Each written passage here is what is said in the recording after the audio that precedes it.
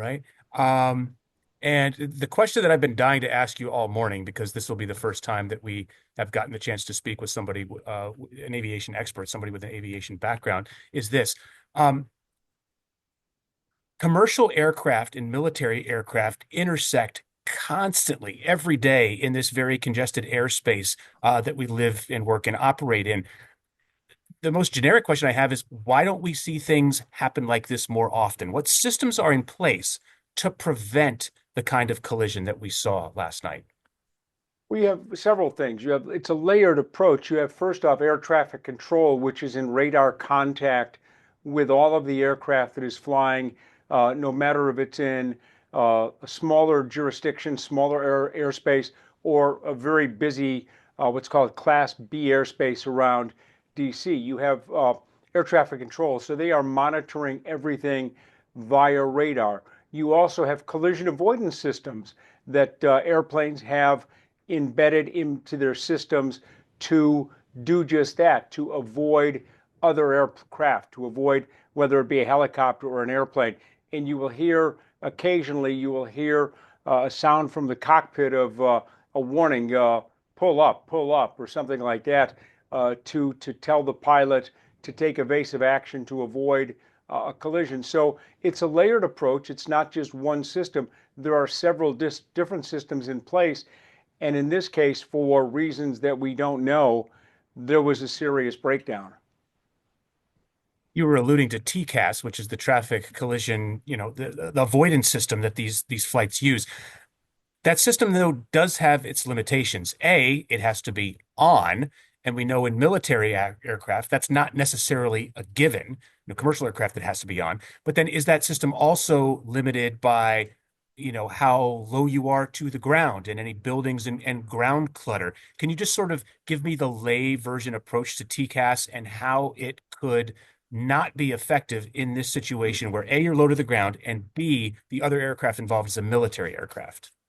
Two good points. We don't know if the TCAS was on in the military aircraft. We don't know, and we won't know until the NTSB really gets in and really digs in very deeply.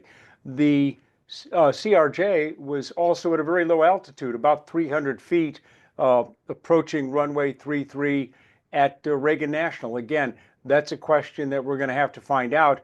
At that low of an altitude, was this a problem? We also have ADS-B, a relatively new technology that gives air traffic controllers a very precise readout and also allows the people who are flying to know what is also around them as well. So we've got multi different levels of protection here.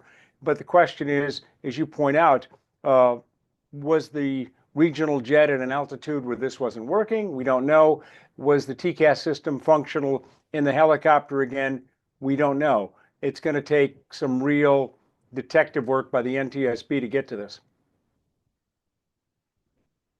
We heard from the Transportation Secretary in his press conference this morning, Sean Duffy, that both of these aircraft were flying predictable, normal routes. I looked up a PAT-25 route the other day that was flown last week, and this was a circuitous route, up and down the Potomac and around the capital region. So these are routes that are well known to pilots who fly in this area. Is there anything that jumps out at you that is sort of an enigma in this situation? One of the things we heard is ATC ask the American Airlines jet, to divert instead of landing runway 1, land runway 33. Is that sort of thing normal, standard operating procedure? Pretty much, and it is standard. And in this case, winds at DCA and throughout the DC area yesterday were quite windy, as you know. We had gusts 25, 30 miles per hour, and you're always taking, as a pilot, safety and the comfort of your passengers as your priority. So runway 1 at DCA is the much longer runway, 7,400 feet, as compared to 33, which is 5,400 feet. A little shorter by 2,000 feet. Not anything that's out of the realm of a safe landing by any means for an experienced pilot. That's still an awful lot of concrete. But because of the wind conditions, the decision was made to jog over 30 degrees so that the plane was going directly into a headwind, which is what you want. When you're landing, you want the winds to be coming directly over the nose of the airplane. It helps with braking. It helps with making the landing a little smoother. Crosswinds get a little tricky, and with, in this case, a 25, 30 knot crosswind, uh, that's a challenge. So the decision was made, move it over by 30 degrees to a runway a little shorter, but you would have, in this case, winds right down the chute, which would help you out in terms of making a more precise, smoother landing. Have you heard some of the ATC traffic yet? I have. I listened to it last night, and again, I reviewed it this morning and read a transcript of it as well. Is there anything that jumps out at you there? Because what I heard was the tower attempting to confirm with the helicopter that they had a visual of the inbound American aircraft flight. And did the helicopter respond? Not to my not the only thing he asked for was he wanted, if I recall correctly, he was asking for a more precise location of where the regional jet was, and that's about 19 seconds before the collision took place. He acknowledges it and then he says, "I need a visual on that." And in that case, what you would start to do if you are piloting an aircraft looking for another one is you start to scan. You start over here to one side and you make precise movements with your head looking for traffic. And you say scanning, looking, looking, looking, left to right, looking for the aircraft. And in this case, is apparently he was looking for the aircraft. He never saw the regional jet until it was far too late. So this, I don't want to cross the border into, speculative territory here, but just from a facts-based standpoint, where the transportation secretary says both aircraft were on, normal routes. And air traffic control, their job is obviously to maneuver the aircraft so everyone is safe. Mhm. So between a passenger jet and a military helicopter, does any one of those have priority? Should the pilot of the jet, been specifically looking out for the helicopter, or was it more on the helicopter to look out for the jet? Do you see any failures in ATC here with the limited amount of information we have to this point? Sort of any of those that might Well, apply here. we don't know exactly where the regional jet was struck. That's the first thing. If it was towards the back end of the airplane, there would be no way for the pilots to know what is about to happen because everything is taking place behind them. So we don't know. Uh, Everything appears routine. That's what the amazing thing in this is, Adam, is that everything up until the moment of impact appears routine. Low altitude, low speed accidents, thankfully, are rare. Thankfully, they are rare, but it is very difficult in this situation with the pilots of the regional jet at 300 feet at a low speed, gear down, flaps down, getting ready to be on the ground in a matter of seconds. They don't have a lot of options here. They really don't. I mean, they've committed to the runway. They are very low. They are very slow, and they are beginning, to that moment, that transition from when they're flying to where they're going to be on the concrete in just a matter of seconds, and then everything goes wrong. It turns deadly. So you don't have a lot of options, and it appears as though from where, and as I said, we'll find this out when we learn more about where the impact was. Uh, they probably never even knew that the helicopter was encroaching upon them. One other point too. Yeah, I, sure. I talked to an aviation source who has quite extensive military background. We see a flash on the side of the airplane. The helicopter, because it is a combat type helicopter, has fuel tanks that are designed not to break apart and not rupture in a crash, because the last thing you want in a military helicopter is to have an accident, have a crash, and then have the fuel rupture and explode and have a fire and have the people on board, the soldiers, the airmen, die in a fire. So the helicopter is equipped with particular tanks that are designed not to explode and to be resistant to impact.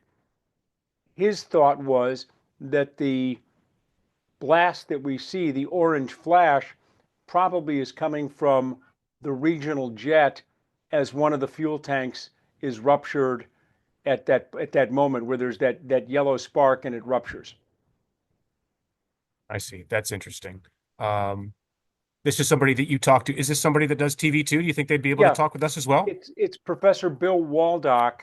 Bill Waldock, he is the director of the Robinson Safety Center at Embry-Riddle. Let me give you his number. That'd be great. Waldock is uh, Waldock is a great guy. He is the daddy in terms of it. He was actually my professor at Riddle. Let me give you his number.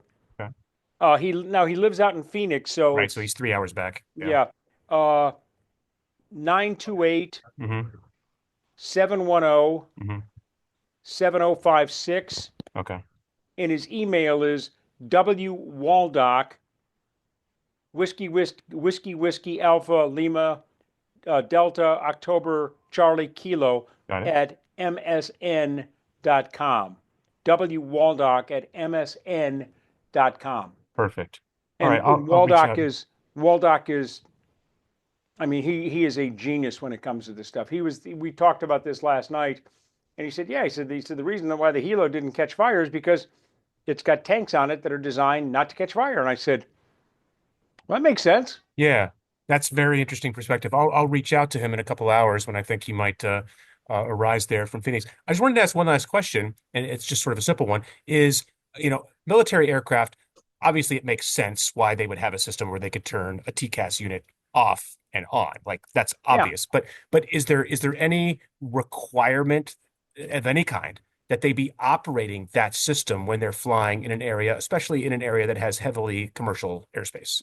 I don't know the answer to that. I really don't. Yeah. I don't. But you would think if I can put on my speculator hat that if you are in a very crowded Class B environment, which is what the DC area is, with three major airports and smaller general aviation airports and military uh, aviation nearby over at Anacostia Bowling and Andrews, that all precautions would be taken. You'd think so, but we don't know. We won't know till we learn more about what happened.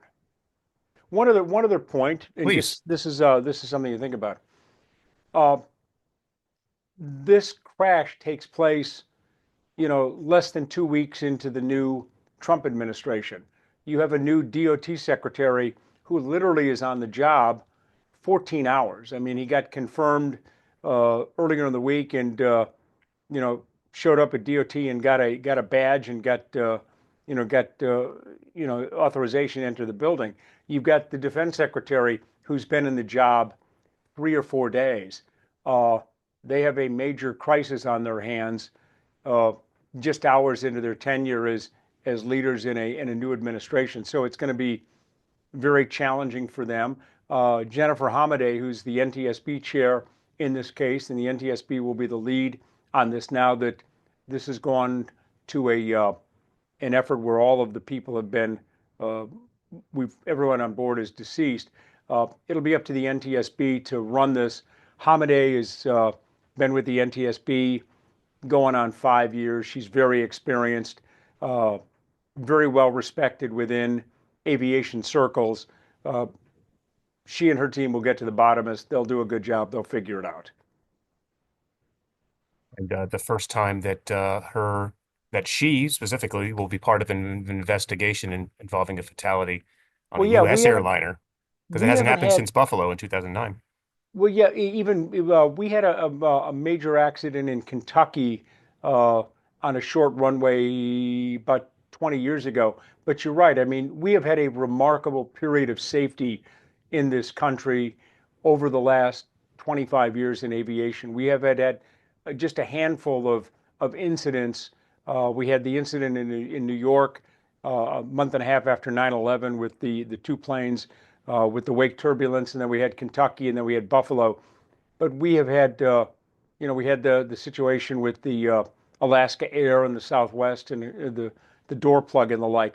But we have had a remarkable stretch of safety that has now come to an end, and it really does speak to the dedication, the professionalism, and the work that has been done that these incidents are so rare. So It'll be up to the NTSB. It's going to take some time, 18 months, maybe 2 years to get to the bottom of this, but they'll get to the bottom of it in due course and we'll figure out what went wrong. They'll make recommendations to change things, and for that, aviation will be safer. But right now, we grieve those that have died, and there's a lot of questions. Indeed, there are. I really appreciate you being so generous with your time, Dan. Good. Thank you so much for helping me break some of this stuff down because these are questions that have been burning in my mind all morning. I haven't been able Yeah, to ask anybody. yeah, no, no. So, I'm glad to help, and I'm glad to offer whatever expertise I can to assist. I mean, you know, we go into these things, and you just whenever one of these things happen, it's always an oh, you know what type moment. You never expect it, and the last thing I'd expect is something like this. Uh, on a Wednesday night, on a clear night. I mean, that's the other thing. This is an IFR. There's no IFR conditions. This is a clear night. We've all been on either a regional jet or a larger passenger plane for American. I've made that, I've done the Dallas to DCA commute a million times, or Chicago. Come down the river and you're looking down the river and you come over you come over the river and you come over the south lot where the outdoor parking is at, which just so happens to be where the NTSB has their hangar for their go team. The NTSB's hangar is where they stage is at the south lot. It's hangar 6.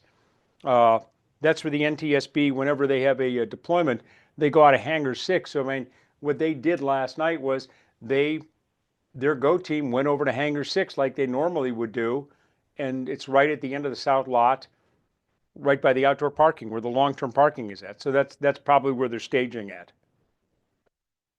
got it. Well, listen, I really do appreciate your time again, and thanks for sharing Bill's information. Give him a And good, give him a call. He's a good guy. He'll help you out. He'll take good care of you. He's man, he's smart. Okay. Good All deal. right. I'll reach We'll out to be him in in a touch. bit. Thanks again, Dan.